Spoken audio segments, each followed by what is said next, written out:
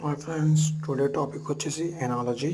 ఎనాలజీలో మనకి వచ్చేసి లెనాలజీ లెటర్స్ ఏబిసిడీలు మనకు వచ్చినాయి, కానీ ఆపోజిట్లో వచ్చి ఉండాలి. ఏకి జెడ్, బికి వై, సికి ఎక్స్ అన్నట్టు.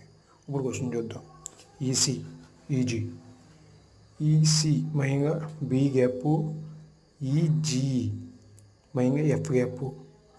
అలాగే మనం ఇప్పుడు బీడీకి చూస్తే మయంగా సి గ్యాప్. క్వశ్చన్ ఇప్పుడు మనకి ఏమవుతుంది? గ్యాప్ ఉందో చూడండి ఆన్సర్. గ్యాప్ ఏముంది? ఈజీ గ్యాప్ ఉంది. ఎఫ్జీ పక్క పక్కనయ్యే, ఈఎఫ్ పక్క పక్కనయ్యే, ఈ గ్యాప్ అనమాట. జిఈ అన్నది రివర్స్లో ఉంది, అందుకని ఈఎఫ్ జీజీ అనేది గ్యాప్. ఏజెడ్, ఏకి జెడ్ ఆపోజిట్, ఎంకి ఆపోజిట్ ఎన్. అలాగే మీరు ఈ క్వశ్చన్ చేసి కామెంట్ చేయండి. Okay for thank you watching.